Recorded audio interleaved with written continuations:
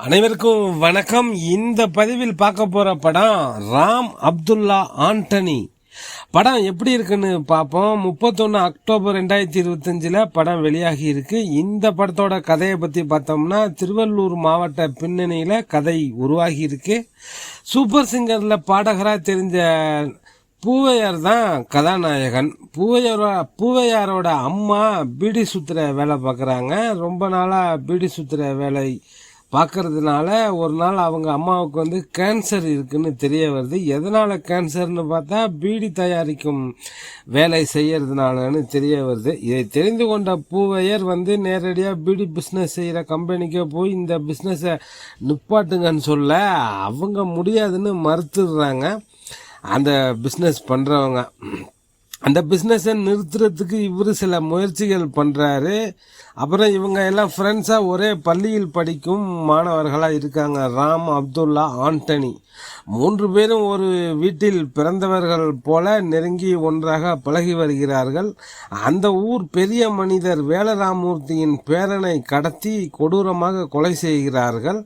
இதை விசாரிப்பதற்காக வரும் இன்ஸ்பெக்டர் சாய்தீனா இவர்கள் கொலை செய்ததை கண்டுபிடித்து வேலராமூர்த்தியின் உத்தரவுப்படி நீதிமன்றம் போகாமலேயே அவர்களை தீர்த்து கட்ட முயற்சி செய்கிறார். ஆனால் அந்த ஸ்டேஷன்ல இருக்கும் கான்ஸ்டபிள் சவுந்தர் ராஜா இந்த மூவரையும் காப்பாற்றி நீதிமன்றத்தில் ஆஜர்படுத்தி சிறுவர் சீர்திருத்த பள்ளியில் சேர்க்க ஏற்பாடு செய்கிறார். அங்கேயும் அவர்கள் மீது கொலை முயற்சி நடக்கிறது. இதில் திடீரென அப்துல்லா, ஆண்டனி இருவரும் இந்த கொலையில் ராமுக்கு சம்பந்தம் இல்லை என்று கூறிவிட ராம் விடுதலையாகிறான். வெளியே பள்ளிக்கூடம் செல்லும் ராம் திருக்குறள் மனப்பாடமாக ஒப்புவிக்கும் போட்டியில் கலந்து கொண்டு வெற்றி பெறுகிறார். அதற்காக கலெக்டரிடம் பரிசு பெறப் போகும் நேரத்தில் தனது கூட்டாளிகளான அப்துல்லாவும் ஆண்டனியும் இந்த நிகழ்ச்சிக்கு வர வேண்டும் என நிபந்தனை விதிக்கிறான். அந்த நிகழ்ச்சியில் மிகப்பெரிய ஒரு உண்மை ஒன்றை மூவரும் போட்டு உடைக்க, அப்படி என்ன அதிர்ச்சியான உண்மை? எதற்காக ஒரு சிறுவனை கொல்லும் அளவிற்கு இவர்கள் துணிகிறார்கள்?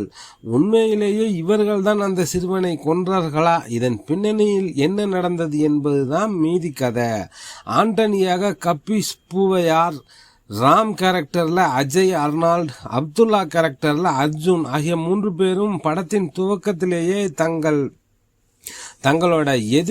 தங்களோட கதாபாத்திரம் மீதான எதிர்மறை எண்ணத்தை நம்மிடம் தோற்றுவிப்பதில் ஜெயித்திருக்கிறார்கள்.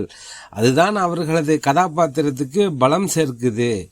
நடிகர் சவுந்தர் ராஜா தனக்கு கொடுத்த போலீஸ் கான்ஸ்டபிள் கேரக்டரை தன் உணர்வுகளை அழகாக வெளிப்படுத்தி படத்தின் 2ஆம் பாதியில் அவரது கதாபாத்திரம் அழுத்தம் பெறுகிறது.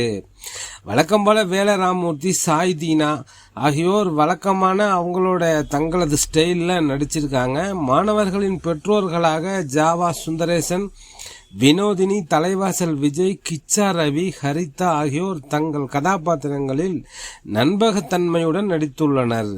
இசையமைப்பாளர் TR கிருஷ்ணா சேட்டன் இசையில் பாடல்கள் அனைத்தும் ஆட்டம் போட வைக்குது. ஒளிப்பதிவாளர் LK விஜயின் பணி படத்திற்கு பலம் சேர்க்குது. புகையிலையால் ஏற்படும் பாதிப்புகளுக்கு எதிரான ஒரு விழிப்புணர்வுடன் திரைக்கதை எழுதி இந்த படத்தை இயக்கியிருக்காரு இயக்குனர் ஜெயவேல். சிறுவர்களை வைத்துக்கொண்டு இப்படி ஒரு கதையை நகர்த்துகிறார்களே என்று நினைத்து கொண்டு பார்த்தால் போக போக படம் சொல்லும் செய்தி நம்மை அப்படியே பிரமிக்க வைக்குது. இந்த கருத்தை இன்னும் வலுவாகவும் தாக்கமுள்ள காட்சி அமைப்புகளுடன் வலுவாக வெளிப்படுத்தியிருந்தால் படம் இன்னும் சிறப்பாக இருந்திருக்கும். பள்ளி மாணவர்கள் பின்னணியில் ஒரு கொலை கதை என்பதை ஒரு வலுவான சமூக சீர்திருத்த கருத்துடன் விழிப்புணர்வு கதையாக சொல்லியிருக்கார் இயக்குனர் ஜெயவேல். திருவள்ளூர் மாவட்ட பின்னணி, மாணவர்களின் வாழ்க்கை, போலீஸ் ஸ்டேஷன் காட்சிகள் என முதற்பாதி வேகமாக நகர்ந்தாலும் பிற்பாதியில் கொஞ்சம் சுலபத்தான் போகுது. மாணவர்கள் இப்படி செய்வார்களா? புகையிலைக்கு எதிரான போராட்டத்துக்கு கொலை தீர்வா? இன்னும் அழுத்தமான சீன்கள், இன்னும் கொஞ்சம் பரபரப்பான திரைக்கதையில் இந்த கதையை சொல்லியிருந்தால் இன்னும் பேசப்பட்டு இருக்கும்.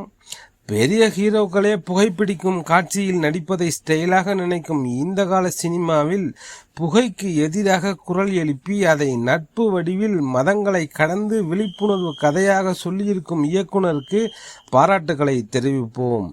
ஒரு சமூக சீர்திருத்த விழிப்புணர்வு படம் தான் ராம் அப்துல்லா ஆண்டனி. தயாரிப்பு அன்னை வேளாங்கண்ணி ஸ்டுடியோஸ், இயக்கம் ஜெயவேல், நடிப்பு வேலராமூர்த்தி, சாய் தீனா, சவுந்தரராஜா, பூவையர், அஜய் அர்ஜுன் மற்றும் பலர் இணைந்து நடிச்சிருக்காங்க. கோலி சோடா படம் மாதிரி ஒரு படம் பார்க்கணும்னு நினைக்கிறவங்க இந்த படம் பாருங்க. டெல்டா 7 நண்பர்களுக்கு நன்றிகள் பல.